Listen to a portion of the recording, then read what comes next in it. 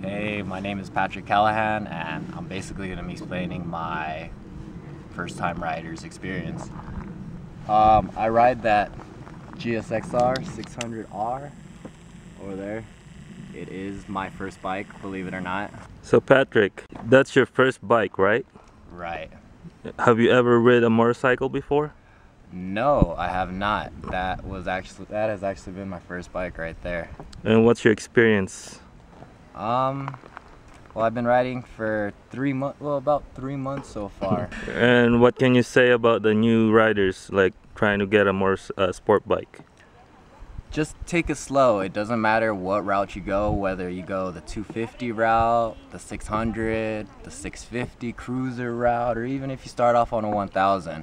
As long as you have throttle control and you stay within your limits, you should be all right. It shouldn't be a problem for you. Why did you crash? Did you push your limit or? That was exactly it.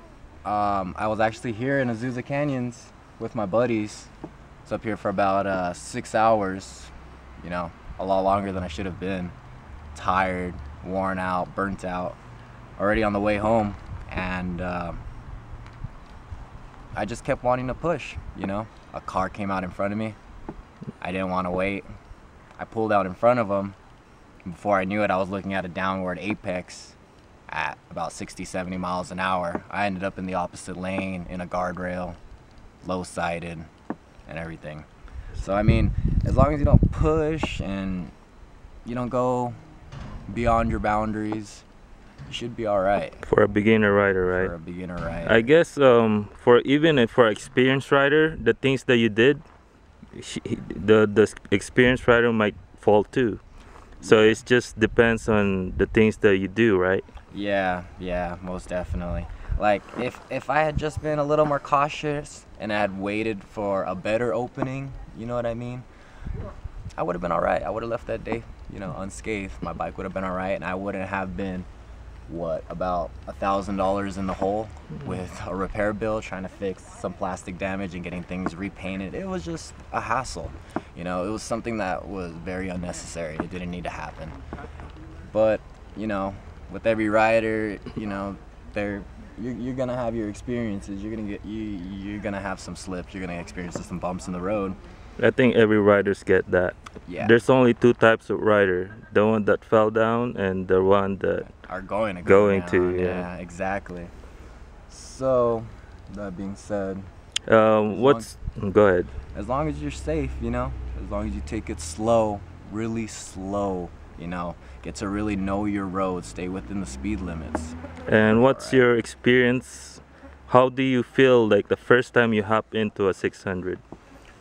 You know what? Honestly, hopping into a 600 was, I mean, I literally bought the bike used at a dealership. I couldn't ride it home. I had to have them, you know, deliver it to my house. But, you know, as soon as that was over at my house, I mean, I was literally just walking the clutch, getting a feel for where the clutch engaged from the beginning of my driveway to the end up until the garage, you know, getting a feel for that. Once I got used to that, I said fuck it, and I took it to the streets, you know.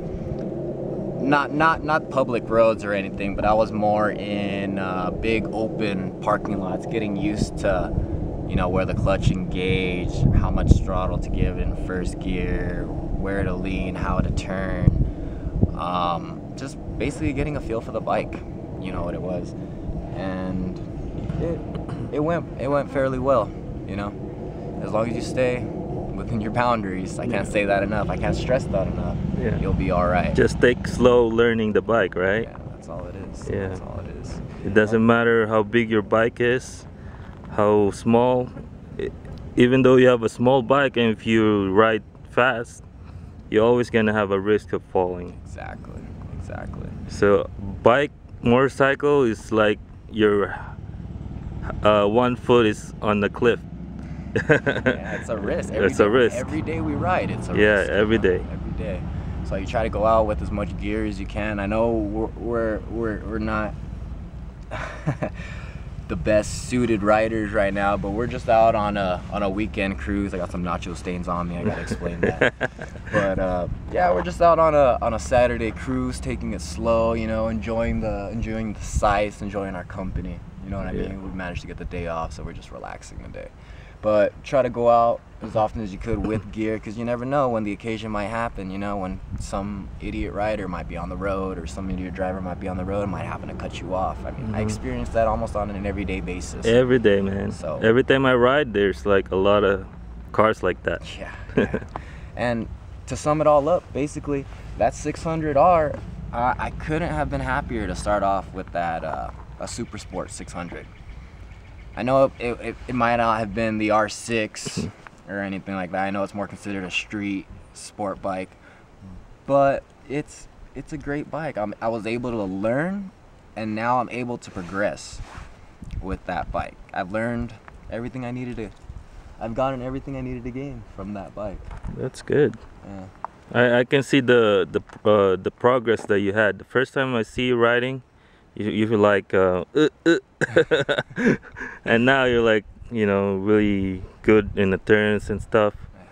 That's good. I like to take charge now, you know. My riding style is really different. I remember the last time we were riding with you, I couldn't even ride on the freeways. I know. That was just a couple months ago. Now, you know, I'm up in the canyons, ripping it up. You know, I'm here about every weekend for the most part. Not Azusa Canyons, but, well, GMR, yeah. Turnbull Canyon, yeah, those are my local grinds. All right. It's been really good. It's been really good. The Gixxer 600 has been treating me really well. So final up for suggestion to the new riders, what kind of sport bike they can get? Honestly, if I chose that bike because I knew I was gonna be pushing it. I knew I was gonna go to the canyons. I knew I was gonna go to the twisting. I knew I was gonna want a lot from the bike. That's the reason why I went the super sport route.